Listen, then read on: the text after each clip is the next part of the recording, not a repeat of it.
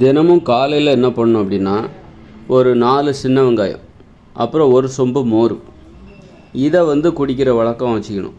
காலை உணவு தள்ளி போகலாம். காலை உணவு 10-11 மணிக்கு சாப்பிட்லாம். ஆனால் காலையில் இது மாதிரியும் நம்ம கடைபிடிக்கலாம்.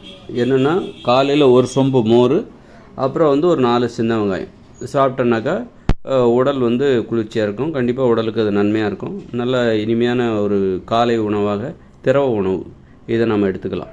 அது இந்த பாக்கெட் தயிரெல்லாம் யூஸ் பண்ணவே கூடாது. தெருவில் கேனில் விற்கிறாங்கள்ல, வீட்டுக்கு வீடு பால்லாம் விற்கிறாங்கள்ல, மாட்டில் கறந்து அவங்க தண்ணி கலந்தால் கூட அந்த பால் நல்ல பால் தான். அதுதான் சுவையாகவும் இருக்கும். பாக்கெட் பால் சுவையாகவே இருக்காது, சக்கை தான் அது. அதுமாதிரி பாக்கெட் தயிரும் அப்படி தான். ஒரு தயிருக்குன்னு ஒரு சுவை இருக்குது, மோருக்குன்னு ஒரு சுவை இருக்குது. அது இந்த பாக்கெட் தயிர்லையோ பாக்கெட் தயிரில் நம்ம எடுக்கிற மோர்லேருந்து வரவே வராது. பாக்கெட் பால்லேயும் சத்து கிடையாது, சுவை கிடையாது. அதனால் நம்ம என்றைக்குமே இந்த பாக்கெட் பால் அதில் நிறைய கெமிக்கல்லாம் சேர்க்குறாங்க, யூரியா சேர்க்குறாங்க. அப்புறம் பாலோட அளவை கூட்டுறதுக்கு சில கெமிக்கலை கலந்தாலே உங்களுக்கு அந்த பாலோட வாசனை திக்னஸ் எவ்வளோ தான் தண்ணி சேர்த்தாலும் அது திக்காகவே இருக்கும். அந்த மாதிரி கெமிக்கல்லாம் இருக்குது. அதெல்லாம் அனுமதிக்கப்பட்ட நடைமுறையாக கூட இருக்குது. பாக்கெட் பாலில் அது மாதிரி அனுமதிக்கப்பட்ட நடைமுறையாக அனுமதிச்சிருக்காங்க, அரசாங்கமே அனுமதிச்சிருக்காங்க. ஒரு கொஞ்சம் சேர்க்கலாம் அப்படின்னு சொல்லிட்டு, யூரியாலாம் சேர்க்கலாம் அப்படின்னு சொல்லிட்டு நிறைய கெமிக்கல். அதனால் பாக்கெட் பாலுங்கிறது ஒரு ஸ்லோ பாய்சன். அரூபம்னு ஒரு படம், அருவம் அப்படிங்கிற ஒரு படம் போய் பாருங்கள், நடிகர் சித்தார்த் நடித்த படம். அதை பார்த்து உண்மையிலே நான் நம்ம தெரியும், இருந்தாலும் அதை பார்க்கும்போது உண்மையிலே நான் ரொம்ப பயந்துட்டேன்.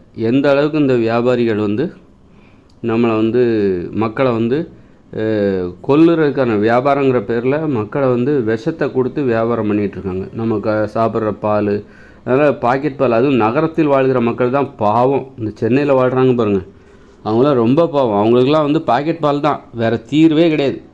வீட்டுக்கு வீடு போய் இந்த மாட்டில் கறக்கிற பால் அதை அவங்களுக்கெல்லாம் வாங்கிறதுக்கு வாய்ப்பே கிடையாது.